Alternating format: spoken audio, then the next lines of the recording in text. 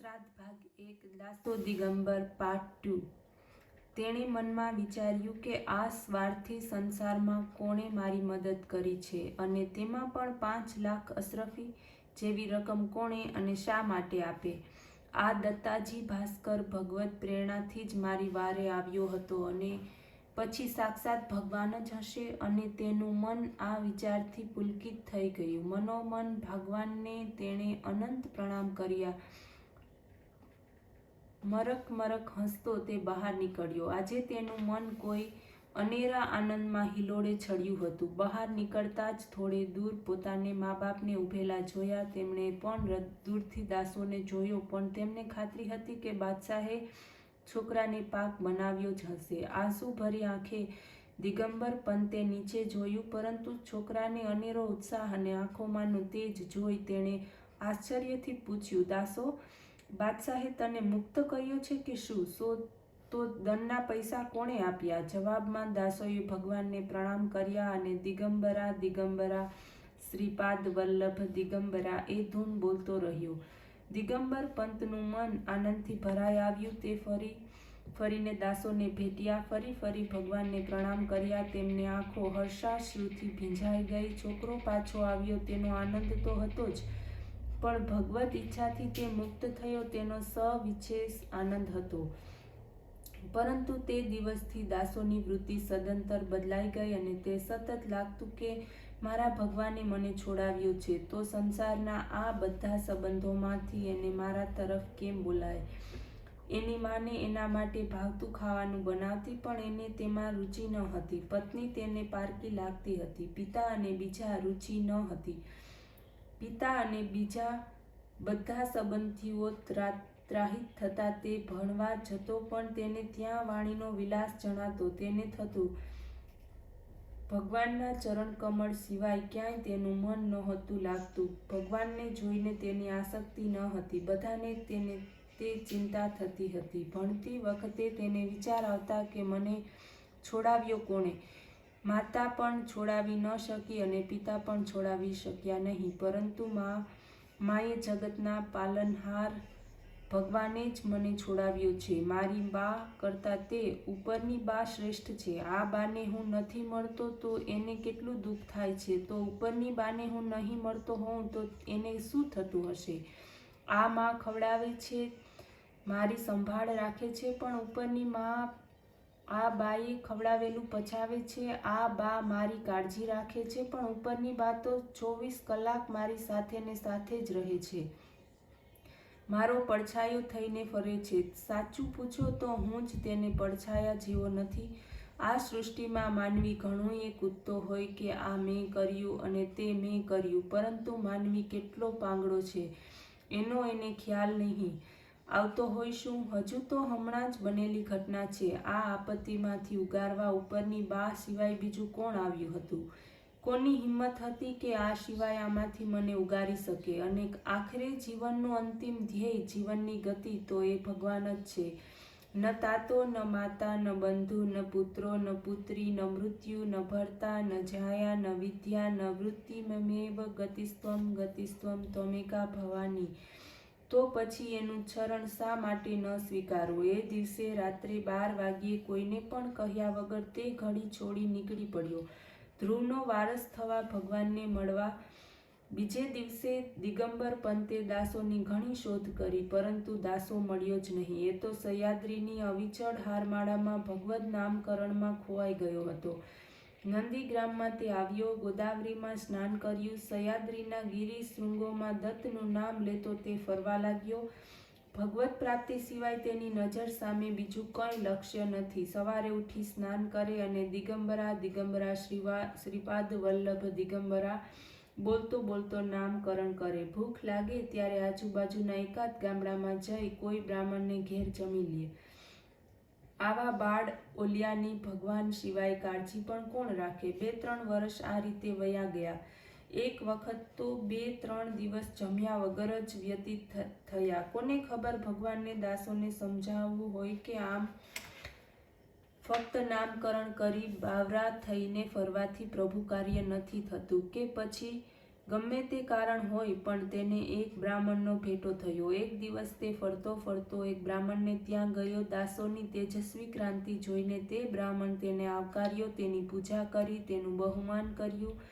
દાસોએ અતિ ભાવથી એક ભજન ગાયું અને ભગવદ નામ સંકીર્તન કર્યું. બ્રાહ્મણે તેને ખૂબ વખાણ કર્યા. દાસોએ કકડીને ભૂખ લાગી હતી, પણ તેને જોયું કે આ બ્રાહ્મણ વખાણ તો ઘણા કરે છે, પણ ભોજન બાબત કંઈ બોલતો નથી. દાસો ચીડાઈ ગયો અને કહ્યું, તમે મારા વખાણ તો ઘણા કરો છો, પણ મને તો કકડીને ભૂખ લાગી છે. કેવળ ગુણ વર્ણનથી કંઈ મારું પેટ ભરશે નહીં. બ્રાહ્મણે કહ્યું, એમ તો પછી ભગવાનનું કેવળ નામકરણ કરીને કેમ ચાલે? તમને નથી લાગતું કે ભગવાન પ્રિય પાત્ર થવા માટે હાથથી ભગવાનનું કાર્ય પણ થવું જોઈએ? ભગવાન, તમે પતિ પાવન છો, દીનદયાળ છો, કરુણા સાગર છો. આવા આપણા પ્રમાણપત્રોથી ભગવાનને જરૂર નથી. ફક્ત નામકરણથી ભક્તિ પૂરી થતી નથી, તે તો પાંગડી ભક્તિ છે. નામકરણની સાથે સાથે હાથથી ભગવત કાર્ય પણ થવું જોઈએ. આ ભગવદ નામકરણની સાથે સાથે તમે પ્રભુ કાર્ય પણ કરતા હો તો? કેવળ નામ જપ એ માણસોની ભાષા છે, પણ તેની સાથે સાથે પ્રભુ કાર્ય હોય તે જ સાચા ભક્ત ગણાય છે. દાસોના મનમાં બ્રાહ્મણની વાત ઠસી ગઈ. તેણે સહ્યાદ્રીની આજુબાજુના ગામડાઓમાં પ્રભુ કાર્ય શરૂ કર્યું. ત્યાંના લોકો પશુ જેવું જીવન જીવતા હતા. ભૂખ લાગે ત્યારે ખાય, ઊંઘ આવે ત્યારે સૂઈ જાય, જમવાનું પીરસાય કે ફટ દઈને ખાવા માંડે. અરે, આ તે કાંઈ જીવન છે? અન્ન આપનાર ભગવાનને બે ક્ષણ શાંતિથી માણસ પણ યાદ ન કરે અને વાંદરો પણ યાદ ન કરે, તો પછી બંનેમાં ફરક ક્યાં રહ્યો? તેની શક્તિથી આખો દિવસ તે કાર્ય કરી શકે છે. ભગવાનને રાત્રે સૂતી વેળાએ બે ક્ષણ પલ યાદ ન કરે. આ પશુતુલ્ય જીવન જોઈ દાસોનું હૃદય ભરાઈ આવ્યું અને ઝૂંપડે ઝૂંપડે ફરવા માંડ્યું. લોકો પાસે બેસી તેમને સમજાવવા લાગ્યો. ભગવાનથી વિખુડા પડેલા તેણે મા તરફ વાળવા માંડ્યા. દાસોના જીવનમાં ભક્તિ તો હતી જ, હવે તેમાં કર્મનો મેળાપ થયો હતો. એક રાત્રે શાંતિથી બેઠા બેઠા દાસો ભગવાનનો વિચાર કરતો હતો. પ્રભુ, તારી કલા સમજી ન શકાય તેવી છે. જિંદગીમાં હવે એક જ ઝંખના રહી છે, તારો સાક્ષાત્કાર કરવાની. ભગવાન, આજ સુધી તે આપેલી બધી જ શક્તિ તારા કાર્ય માટે ખર્ચી છે. પ્રભુ, તું મને તડપાવીશ? તે રાત્રે ભગવાન દત્તાત્રેય પ્રસન્ન થયા અને કહ્યું, દાસો, તું હવે માંગણ નથી રહ્યો. સાચા અર્થમાં તું મારો છે. મારું કાર્ય કર. મહાન ભક્ત છે. બોલ, તારી શી અભિલાષા છે? દાસોનું હૈયું ભરાઈ ગયું. આજે તે જન્મ જન્માંતરનું પુણ્ય ફળ્યું હતું. તેના અનંત જન્મ સાર્થક થયા હતા. તેને કેટલો આનંદ થયો હશે! હર્ષના આંસુથી તેની આંખ ભીંજાઈ ગઈ. દાસો કહે, ભગવાન, તમારા દર્શન કર્યા પછી ત્રિભુવનનો વૈભવ પણ તુચ્છ છે. મારી કીર્તિ પણ નથી જોઈતી અને વૈભવ પણ નથી જોઈતો. પ્રભુ, ભક્તિનો હું અધિકારી નથી. ઘડીભર થાય છે કે તમારું મુખારવિંદ સતત મારી નજર સમક્ષ રહે એવી માગણી કરું છું. પ્રભુ, સૂર્ય, ચંદ્ર, નક્ષત્રોની ગતિ આપનાર, એમને ચલાવનાર તેની તમારી મહાન શક્તિને જીરવી શકવાની મારામાં લાયકાત ક્યાં છે? ભગવાન, તમારા હાથ પગ હું નથી માંગતો. મને ફક્ત તમારા પગની ચાખડી આપો. તે તરફ હું શાંત ચિત્તે જોતો બેસીશ, તમને યાદ કરીશ અને બાકીનું મારું જીવન તમારું કાર્યમાં ઘસી નાખીશ. તું વાણી સંગમ તરફ જજે, ત્યાં ગોદાવરીમાં સ્નાન કરજે, તને ચાખડી મળશે. પછી કહું. પ્રભુ ચાલ્યા ગયા. દાસોનું જીવન સાર્થક થયું હતું. પ્રભુ દર્શનનો તેણે અલભ્ય, અવર્ણનીય લાવો લીધો હતો. તે પ્રભુનો લાડકો થયો હતો. ગોદાવરી કાંઠે આવી તેણે અષ્ટક ગાયું. ગોદાવરી પણ પોતાના આવા પનોતા દીકરાની રાહ જોતી હતી. કરોડોના જીવનો પુનિત કરનારી ગોદાવરીને લાગ્યું કે દાસોના આગમનથી પોતે પવિત્ર થશે. તેણે દાસોની છાતી સરસો લીધો. નહાઈને દાસો બહાર નીકળ્યો. ત્યાં તે દત્ત ભગવાનની પ્રસાદી રૂપ ચાખડીઓ મળી.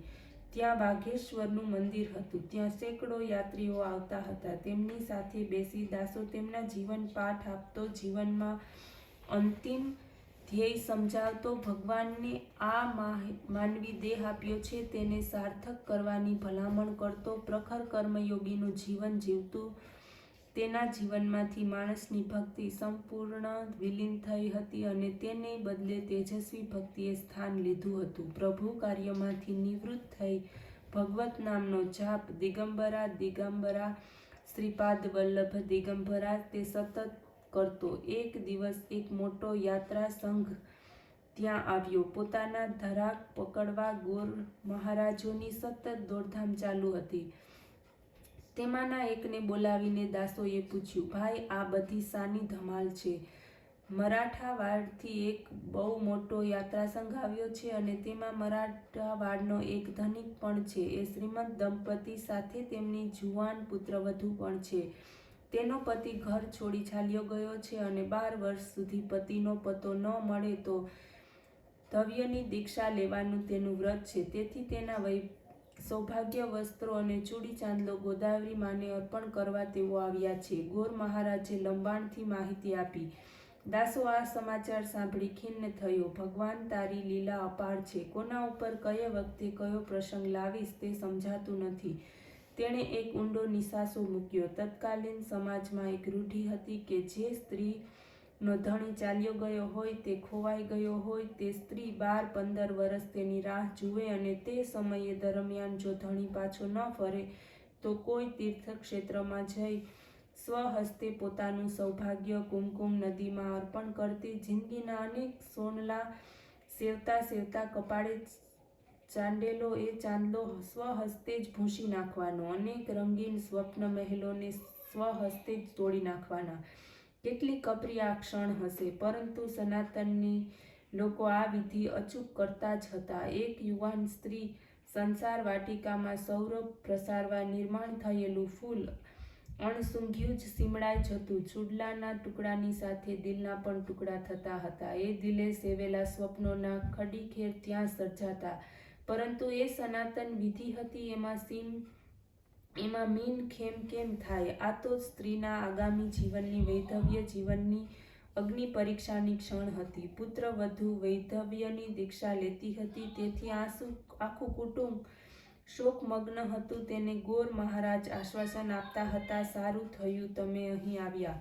તો અહીં એક મહાન તેજસ્વી પુરુષ રહે છે. તેના દર્શનનો પણ લાભ મળશે. પ્રભુનું કાર્ય એ જ એ મહાત્માનું જીવન ધ્યેય છે. એ જ એનો જીવન મંત્ર છે. એને કાંઈ સ્પૃહા નથી. તેમનું ભણતર સારું છે, બુદ્ધિ તેજસ્વી છે, ભાવ ભરેલું અંતઃકરણ છે. પ્રભુ કાર્યથી તેમનું જીવન પવિત્ર થયું છે. ગોર મહારાજે મહાત્માનું વર્ણન કર્યું. કુટુંબ પ્રમુખે તેના દર્શન માટે અનુમતિ દર્શાવી, પરંતુ તેમની પાસે સમય બહુ ઓછો છે. મરાઠાવાડથી બહુ મોટો સંઘ આવ્યો છે તે જાણી દાસો તે બાજુ ફરવા નીકળ્યો. વખતે કોઈ પરિચિત ચહેરો મળી આવે. રસ્તામાં તેને એક તેજસ્વી બ્રાહ્મણ મળ્યો.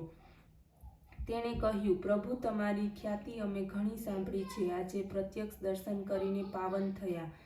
પ્રભુ કાર્યમાં તમે મગ્ન છો, તમે નિષ્પૃહી છો, તમને કશું જ જોઈતું નથી. પણ અવિવેક ન થતો હોય તો એક વાત પૂછું? હા, પૂછો ને, દાસોએ કહ્યું. તમે આ વિચિત્ર વેશ કેમ પહેર્યો છે? જેણે કાંઈક મેળવ્યું છે, સામાન્ય જન સમુદાય કરતાં જે કાંઈક ઊંચા સ્તરના પંડિતો છે, તેઓ આવો વેશ પરિધાન કરે તે સમજાય. કારણ કે તેમને લોકો કરતાં પોતે અસામાન્ય છે તેવું દેખાડવાની મનીષા હોય છે.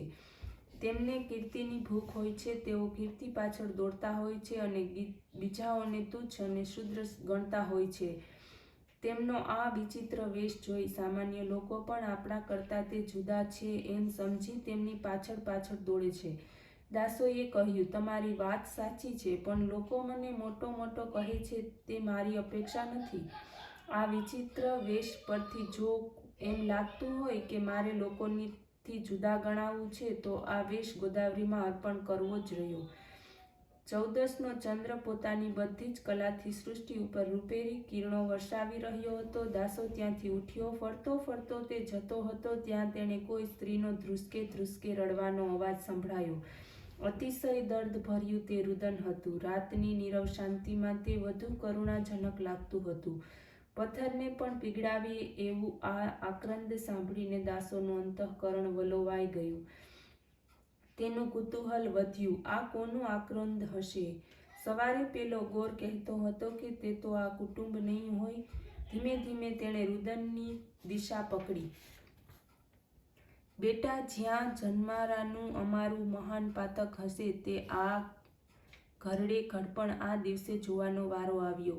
કોઈ વૃદ્ધાનો અવાજ સાંભળાતો હતો. તેમાં ભારોભાર દુઃખ હતું. બા, મારા જે કાંઈ પાપ હશે તે મારા ભોગવવા જ રહ્યા. તેમાં તમે પણ શું કરો, પિતાજી પણ શું કરે?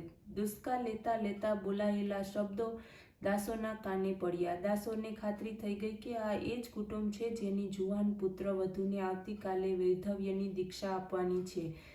ત્યાં જ તેણે એક પુરુષનો અવાજ સંભળાયો. વહુ, કોને ખબર ભગવાને અમારા ભાગ્યમાં શું લખ્યું છે તે. અહીં એક બહુ મોટો મહાત્મા રહે છે. તેમના આશીર્વાદ લઈ અને તેના આગળના શબ્દોના દુષ્કામાં જ સમાઈ ગયા. આ શબ્દો સાંભળતા જ આગળ વધતો દાસો ઘડીક થંભી ગયો. આ અવાજ તેને પરિચિત લાગ્યો. તેને થયું કે આ અવાજ તો મારા પિતાનો લાગે છે અને તેમની આ જુવાન પુત્રવધુ એ બીજું કોઈ નહીં પણ મારી પત્ની હોવી જોઈએ. તેણે દોડતા આવી વૃદ્ધના પગ પકડ્યા. તેને આંખોમાંથી અશ્રુ ભીંજાઈ ગઈ હતી. વૃદ્ધકે કહ્યું, તમે તો કોઈ મહાન તપસ્વી છો. છેકડોને તમે નવું જીવન આપ્યું છે. હું અધમ છું, પાપી છું. મારે હાથે મારી પુત્રવધૂને વૈધવ્યની દીક્ષા આપવી પડે છે. તેમાં મારા પાપના તમે પણ વધારો કરી રહ્યા છો. અને તે 2 ડગલા પાછળ હટી ગયા. બાપુ, મને ન ઓળખ્યો? હું તમારો પુત્ર દાસો છું. એ વૃદ્ધની આંખો આનંદ અશ્રુથી છલકાઈ ગઈ. આનંદના અતિરેકમાં તે પૂરું બોલી પણ ન શક્યા. કોણ દાસો? એ અવાજ અંદર જ દબાઈ ગયો. તેમણે વહાલથી દાસોને આલિંગન આપ્યું. કેટલી વાર સુધી તેના તેજસ્વી મુખ તરફ તે જોઈ રહ્યો અને પાર્વતીને કેટલો આનંદ હશે તેની તો કલ્પના જ ન કરવી રહી. ભગવાનની લીલાની પણ બલિહારી છે ને. એક ક્ષણ પહેલા આખું કુટુંબ દુઃખની ઊંડી ગળતામાં ધકેલાઈ ગયું હતું. તે જ કુટુંબ એક ક્ષણ પછી આનંદના સાગરમાં હિલોળે ચડ્યું. દાસો, મારા હાથે કેવો મોટો અનર્થ થવાનો હતો. તું જીવતો હોવા છતાં હું તારી પત્નીને વૈધવ્યની દીક્ષા આપવાનો હતો. બાપુ, તમે હવે નિશ્ચિંત રહો. આને દીક્ષા આપવી નહીં પડે. હું જ મારો આ વિચિત્ર વેશ ગોદાવરીમાં અર્પણ કરીશ, દાસોએ કહ્યું. બીજા દિવસથી દાસો એક સામાન્ય બ્રાહ્મણની જેમ રહેવા લાગ્યો. અસામાન્ય જીવન હોવા છતાં સામાન્ય થઈને રહેવું એ જ એનો જીવન વિકાસ હતો. એક દિવસ બપોરે જમીને બાપ દીકરો આરામ કરતા હતા. દાસો સફાળો બેઠો હતો. ઘણા દિવસથી તેના મનમાં દોડાતી વાત તેણે દિગંબર પંતને કહી. બાપુ, આપણે જ આપણી જમીન જાગીર બ્રહ્માર્પણ કરીએ તો મારે તે નથી જોઈતી. દિગંબર પંતે જરા પણ આનાકાની કર્યા વગર પોતાની બધી જમીન જાગીર બ્રહ્માર્પણ કરી અને 4 જણા ગામ છોડી પ્રભુ કાર્ય માટે બહાર નીકળી પડ્યા. દાસો ગામે ગામ જાય છે, લોકોનું જીવન બદલાવે છે. માનવદેહ ધારણ કરેલા છતાં પશુનું જીવન જીવતા લોકોને માનવી થઈને જીવતા શીખવાડે છે. પ્રેમથી તેમને પ્રભુ તરફ વાળે છે. ફરતા ફરતા તેઓ અંબેજો ગાય ગામે આવ્યા. આ ગામ બહાર એક સુંદર તળાવ હતું. દાસો ત્યાં બેઠો હતો. કોઈને લાગે કે ભિક્ષા માંગવા બેઠો હશે. તે ગામમાં સીતોપંત કુલકર્ણી નામનો વિદ્વાન રહેતો હતો. તે ભાવિક હતો પણ અંધશ્રદ્ધાળુ ન હતો. પોતાની ગરદન કોઈને સામે ઝૂકે નહીં તેવો તેનો આગ્રહ હતો. તે દિવસે સાંજે લાકડી લઈ તે ફરવા નીકળ્યો. તેણે દાસોને ત્યાં બેઠેલો જોયો. તેની સાથે સહેજ વાતો વળ્યો. એને ખબર પણ ન હતી કે તે દાસો સાથે વાતો કરે છે. તે દાસોને તત્વજ્ઞાન વિષયક પ્રશ્ન પૂછતો હતો અને દાસો તેના સંતોષકારક જવાબ આપતો હતો. આજ સુધી જે પ્રશ્નોના સંતોષકારક જવાબો નહોતા મળ્યા તેના દાસોએ ફટ દઈને જવાબો આપ્યા. તેના આ જવાબથી તેનું પૂરેપૂરું સમાધાન થયું. તેણે પૂછ્યું, તમે કોણ છો? દાસો દિગંબર. દાસોએ ટૂંકો જવાબ આપ્યો. સંતોપંત કુલકર્ણી. આશ્ચર્યથી ઠવાઈ ગયો. દાસોની કીર્તિ તેના કાને પડી હતી. જે રાજ્યાશ્રમ લેતો હતો પ્રભુનો મહાન ભક્ત છે, જેણે સેંકડોના જીવન બદલ્યા છે તે દાસો દિગંબર. તેણે જિંદગીમાં કોઈની સામે મસ્તક નમાવ્યું ન હતું. તે સીતોપંત કુલકર્ણીએ દાસોને મસ્તક નમાવ્યું. તેમને પગે લાગ્યો અને કહ્યું, પ્રભુ, તમારી બુદ્ધિ, તમારું કર્તૃત્વ અને ભક્તિ તો મહાન છે, પરંતુ આવા અસામાન્ય તમે આટલા સામાન્ય થઈ રહો છો એ સૌથી વધુ મહાન વાત છે. આજ સુધી મેં ગુરુ કર્યા ન હતા. જે મને મળ્યા તે બધા જ રડતા, તેજહીન, દુબળા હતા, ભગવાન પાસે ભીખ માંગનાર હતા. પરંતુ તમે મહાન છો. તમારી ભક્તિ શુદ્ધની છે. તમે વેદોને જીવનમાં પચાવ્યા છે. તમે મારા ગુરુ છો. સિતોપંત, તમે મહાન છો, પણ હું કોઈનો ગુરુ નથી. ગુરુ થઈ કોઈનો પણ બીજો ઉપાડવા આ ખભા સમર્થ નથી, પણ પ્રભુ ગુરુ કરવાના હોતા નથી, તે આપોઆપ થઈ જાય છે. હે ભગવાન, પછી આંખો સમક્ષ જે વ્યક્તિ આવે તે આપણા ગુરુ. તમે આજથી મારા ગુરુ છો. જો તમે કાંઈ લખી રાખો તો દેવી સરસ્વતીની પણ સેવા થશે અને વાંગ્મય પૂજા થશે. અને સિતોપંત દાસોને રહેવા માટે પોતાનો બંગલો અને નોકર ચાકરની બધી વ્યવસ્થા કરી આપી. બ્રહ્મ મુહૂર્તે ઉઠી ભગવાનનું ધ્યાન ધરી દાસોએ લખવાની શરૂઆત કરી. ગીતાર્ણવની તેણે 1.25 લાખ ઓવિઓ લખી છે. અસામાન્ય જીવન હોવા છતાં તે સામાન્ય થઈને જીવ્યો. પશુ જીવન જીવનારાને દૈવી જીવન તરફ વાળ્યા. ગીતાર્ણવ લખીને તેણે દૈવી વાંગ્મય પુષ્ટ કર્યું અને મહાવદ 6 ને દિવસે દત્ત ભગવાનનો આ પરમ ભક્ત દત્ત સ્વરૂપમાં વિલીન થયો. જ્ઞાન, ભક્તિ અને કર્મનો જેના જીવનમાં સમન્વય થયો હતો, જેનું જીવન અસામાન્ય અને લોકોત્તર હતું, છતાં સામાન્ય થઈને જે જીવ્યા તે મહાન ભક્તનું ગીતાર્ણવ સ્તવતંત્ર ભારતના અધ્યક્ષના હસ્તે હમણાં જ ખુલ્યું મુકાય છે. તે મહાન આત્માને સતત પ્રણામ. ઓમ નમઃ શિવાય.